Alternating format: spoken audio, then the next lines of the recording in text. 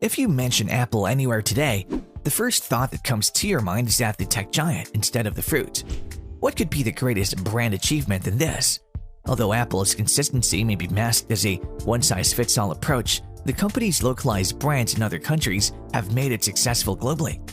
Not to mention, Apple's international success proves the fact that the company is almost non-existent on media platforms, but still is in the mouths of many. It makes you wonder about how the company reached these heights, right? Well, watch the video ahead to find out. Hey guys, welcome to another exciting video from our channel, How's It May? Before jumping into the video, if you're new here, please consider subscribing to our channel. Also, hit the bell icon to get a notification whenever we upload a new video. That said, let's begin. History of the company of Apple.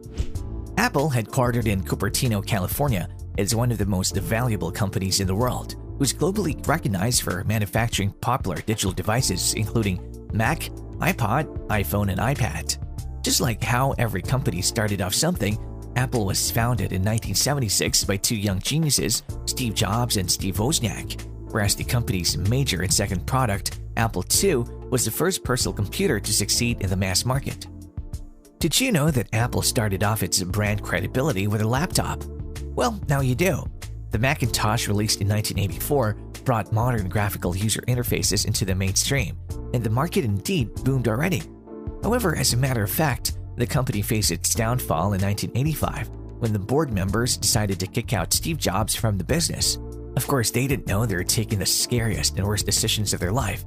Hence, later that year, the board members got the taste of their own medicine. Apple was almost on the stage of bankruptcy when the same directors decided to bring back Jobs with due respect this time. As a result, Jobs was brought back to the company. Apple was now Jobs' den. He was the leader now, hence he did everything that could benefit the company as a whole, without being hesitant of the fact that the company didn't repay his efforts. And then Jobs led an amazing resurgence, launching the iPod in 2001, the iPhone in 2007, and the iPad in 2010. It was a massive decade for the company as Apple made nearly $40 billion in profits in the 2014 fiscal year. Unfortunately, Steve Jobs could not be part of the other major successes of the company as he died of pancreatic cancer in 2011. Since then, the company has been led by Jobs' longtime associate, Tim Cook. To no surprise, for the past 4 years, Apple has been the trend leader in Silicon Valley. Apple II, Macintosh, iPod, iPhone, and iPad have all been widely imitated by Apple's competitors, if not completely copied. Speaking of its success, the company's growth and success is especially due to its persistent focus on user experience. Yes, not many of the companies thought about the same until Apple made its progress with the same strategy. To be precise, Apple is a designer-centric company, and it likes to build all parts of its products, hardware, software, and online services all by themselves, no third parties involved in it. As a result, this general yet very specific approach allows Apple to build some of the most elegant and user-friendly products ever. What is Apple II? Apple II was the first personal computer to achieve major commercial success. It was designed in 1977 by Steve Wozniak, a talented 26-year-old engineer who specializes in packing many functions into a small and affordable package. When Wozniak designed the Apple II, Steve Jobs was studying how to sell it. At that time, it was customary for PCs to be sold as kits, and users purchased components such as keyboards and power supplies separately. This is how Apple's first product, the Apple I, was sold. However, it wasn't used as much but was beneficial for educational purposes. Apple continued to sell Apple II computers until they were discontinued by Macintosh Computers in 1993. A total of about 5 million Apple II computers have been sold. Later in 1984, Apple created Macintosh. Macintosh or Mac is a series of personal computers sold by Apple since 1984. The original Macintosh was the first commercially successful computer to use a mouse-based graphical user interface or GUI. It's priced at $2,495, which is approximately $5,700 in 2014 US dollars. However, the original Macintosh had significant limitations. Mac's innovative graphical interface quickly attracted imitators. The most important is Microsoft, which launched the first version of Windows in 1985. Windows borrowed heavily from the ideas pioneered by the Macintosh, and as a result, Apple sued Microsoft for stealing its ideas. Microsoft prevailed in the 1994 ruling. The powerful graphics capabilities of the Mac and the reasonably priced laser printer launched by Apple in 1985 led to the desktop publishing revolution. For the first time, software such as Aldus PageMaker and Adobe Illustrator allow designers to design documents entirely digitally. Many graphic designers have become loyal users of Mac. Today, Apple sells Macs in laptop and desktop formats. The laptops are MacBook Air and MacBook Pro. The desktop Mac is the all-in-one iMac, the expensive and high-performance Mac Pro, and the budget model Mac Mini. To be precise, Apple sold nearly 20 million Macs in 2014.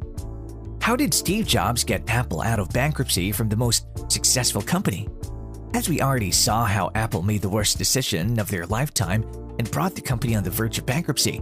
But things changed in 1977 when Steve Jobs majorly took the helm of Apple. Jobs knew that he had to do in order to get the company back at making profits and functioning in a smooth manner. To get some, you lose some.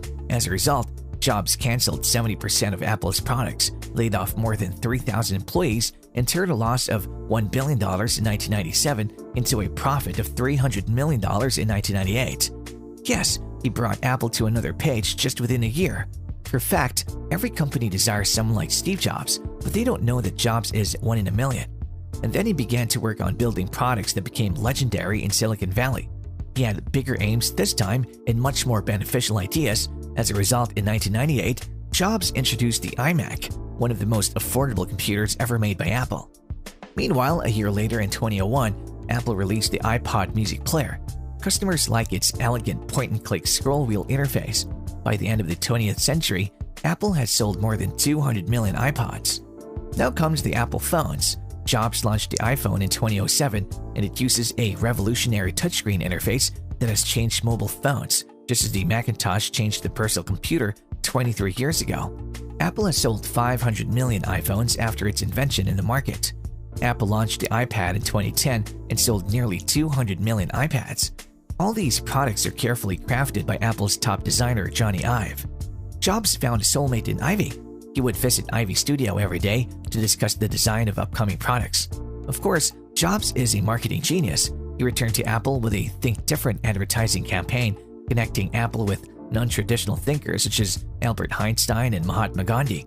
He introduced new products in keynote speeches, and these speeches themselves became major media events. He has developed a series of Apple stores to ensure that Apple's products can be displayed beneficially.